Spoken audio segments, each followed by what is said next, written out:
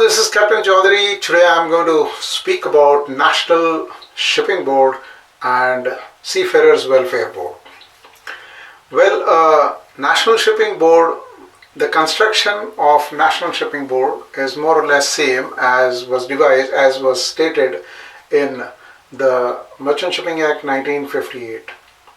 So a National Shipping Board, basically the purpose is to guide the central government in respect of the development of shipping and the various other subjects which may be prescribed. National Shipping Board should have 6 members from the Parliament, out of which 4 members are from Lok Sabha, right, and 2 members are from Rajya Sabha. So these members are members of Parliament.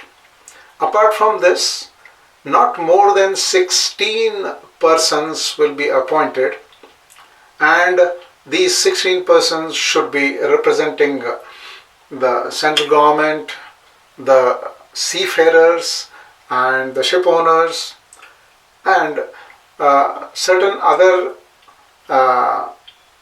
representations as the government feels fit.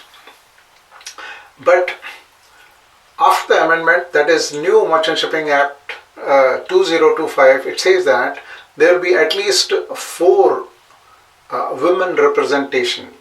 At least 4 representation will be by women. So these representations are compulsory. And once again, they could be representing the government, they could be representing the seafarers, they could be representing the ship owner or any other interest which government feels fit. But generally it is recommended that the seafarers and ship owners' interests are equally represented. They are represented in a balanced way. Now, National Shipping Board. There are 2 things to consider. One is the regulatory measures and other one is the internal procedures. The procedures will be governed by the National Shipping Board, so they can create their own procedures for the various activities in the National Shipping Board, whereas the regulatory measures would be made by central government. So central government can make regulatory measures in respect of National Shipping Board. Now this National Shipping Board will have a chairman that would be appointed. As far as the period of the representation is concerned, the member of Parliament, the day he completes his tenure in the Parliament, his services or his tenure in the National Shipping Board will be automatically terminated. So these are the various things in respect of National Shipping Board. So if you're talking about the development of shipping, development of infrastructure, port infrastructure, etc., purpose is to guide the central government, all those things by National Shipping Board. Now, other thing is the Seafarers Welfare Board. Earlier in the previous Merchant Shipping Act 1958, they used to use the term seaman, and wherever the seaman was used in the previous Merchant Shipping Act, now the word seaman has been replaced by seafarer. So earlier, what was National Welfare Board? Now it has become Seafarers Welfare Board. Now Seafarers Welfare Board will be created by notification in the official gazette. Now central government once again will do the regulatory requirement, that means the rules in respect of regulatory activities or regulatory framework will be created by central government. Now we have a Seafarers Welfare Officer. Now this Seafarers Welfare Officer can be created in the foreign country also. Now Seafarers Welfare Officer is doing a lot of things, or he is in charge for doing a lot of things in respect of welfare of seafarers. So what could be the welfare of seafarers? So this can be an advisory board which will advise the central government in respect of welfare of the seafarer.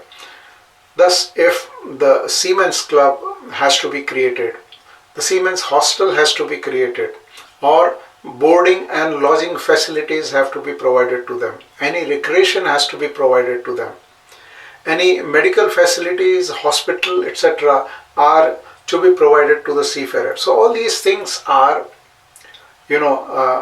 principally they are towards, social welfare of the seafarer. Sometimes one wonders like what is done and who does it for the seafarers. What is done for the social benefit.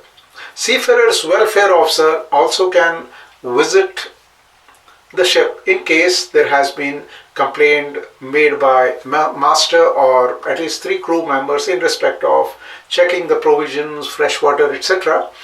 And of course there are many other officers who can visit, like shipping master, the port health officer in the foreign country, the ambassador, etc.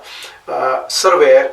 They can visit the ship in respect of inspection of the food and provision. So like seafarers welfare officer can also visit the ship. So these are a few things in respect of National Shipping Board and Seafarers Welfare Board. So in conclusion, I can say that National Shipping Board is an extremely important board which can advise the central government in respect of. That means there are people who are technical in a particular field for which the National Shipping Board is constituted, and National Shipping Board would be constituted by notifying in official gazette. Similarly, the Seafarers Welfare Board shall be constituted, which is to advise the central government in respect of welfare of the seafarer.